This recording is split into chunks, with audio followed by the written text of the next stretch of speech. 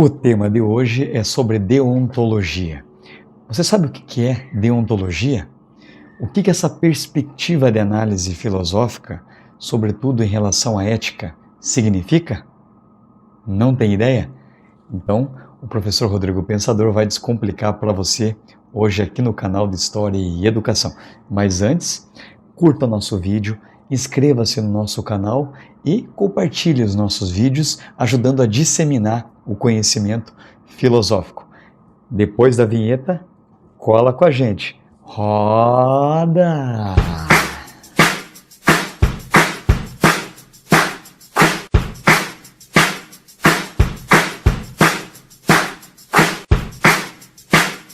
Fala, meu lindo, fala, minha linda. Vocês sabem, eu sou o professor Rodrigo Pensador e no vídeo de hoje iremos falar um pouquinho sobre uma perspectiva de análise filosófica que é chamada de deontologia. Deon, do grego, significa dever. Logia vem de logos, estudo, né? Então, sobre o dever. Na realidade, a deontologia ela vai postular princípios éticos por meio do dever. Então, um dos maiores filósofos que desenvolveram essa teoria, né? A gente não pode esquecer que Jeremy Bentham, no século XIX, ele criou o nome deontologia, mas foi Kant um dos maiores precursores dessa perspectiva de análise em relação à conduta moral. O que o Kant quer dizer? O Kant quer dizer que, como um grande iluminista, é apenas a razão, o pensamento, né, de maneira livre, autônoma, a razão de maneira autônoma é que pode então postular princípios que devem guiar a nossa ação. Então, como que funcionaria isso? Diferente de visões consequencialistas, que acredita que o valor de uma ação depende da consequência, o Kant vai dizer que eu não tenho que me inspirar na realidade prática, e sim um ato puramente racional. Na sua obra Crítica da Razão Prática, é onde ele vai responder a questão, como que devemos agir? Então, se eu for uma pessoa livre, autônoma, né, ser senhor de si, usar a razão, não condicionada por uma autoridade, seja ela política ou religiosa, primeiro, então, eu serei livre. Essa é uma condição, fazer o uso do meu próprio esclarecimento, né, ser senhor de si. Então, usar a razão de maneira livre é uma condição para que eu tenha liberdade no meu ato moral. E é claro que tem um direcionamento para a prática. Então, nesse sentido, há uma vontade, eu tenho que ter uma vontade. Mas como funciona isso? Toda lei moral, ela só é válida, só será ética, então, esse princípio, se os deveres ou os princípios postulados pelo pensamento, criados pela razão, tiver como característica universalidade e a humanidade. Ou seja, tem que ser válido para todas as pessoas e tem que ter como finalidade o ser humano. Então, se eu acreditar que a verdade é um princípio ético, é um dever moral, eu tenho que falar a verdade sempre, independente da circunstância, das consequências da minha ação.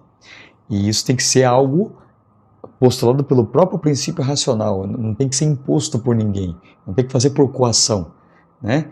Então, por exemplo, por que eu não posso matar as pessoas? Porque se eu matar, eu vou dar o direito de que todos matem e com isso acontecerá o que na sociedade?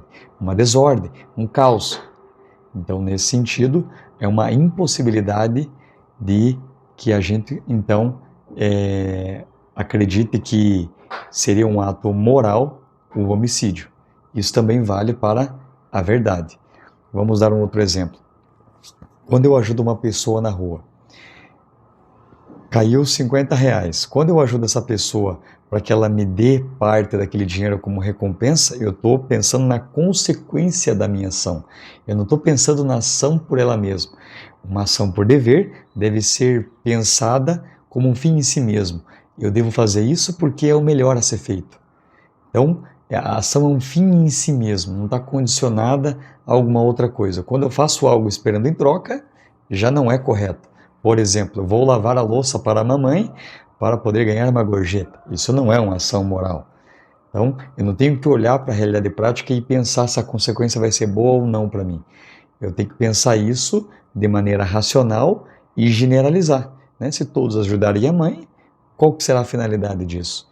Então, isso será bom para a humanidade como um todo?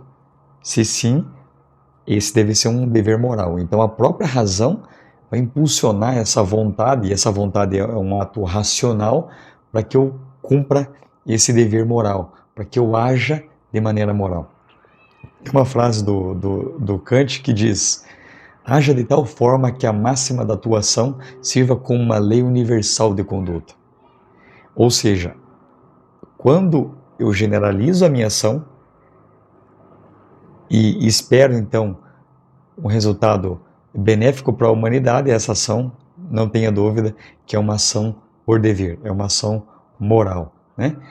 Outra frase do Kant também na sua obra Crítica da Razão Prática é o quê? Haja de tal modo que a humanidade seja vista sempre como um fim e nunca como um meio. Quando então eu uso a racionalidade, recapitulando, quando eu uso a racionalidade, a minha razão, faço uso da razão de maneira livre, desinteressada, sem estar condicionado a uma autoridade religiosa ou política, uso os princípios de universalidade e humanidade, eu estaria agindo por dever. Ou seja, é a razão que vai postular princípios por dever. E esses deveres devem guiar a minha ação. Você perceba que é uma razão pura. Ela razão não é condicionada pela eventualidade das circunstâncias práticas. Isso que acredita o Kant. Meus lindos, minhas lindas, espero ter contribuído para o saber filosófico. Tem alguma dúvida, crítica, sugestão? Deixe abaixo nos comentários. Vamos ter o prazer de elucidá-los para vocês. Então, terminamos aqui mais um vídeo. Eu sou o professor Rodrigo Pensador e esse é o canal de História e Educação, feito para você, por você e para mais ninguém. Um forte abraço do professor Rodrigo Pensador.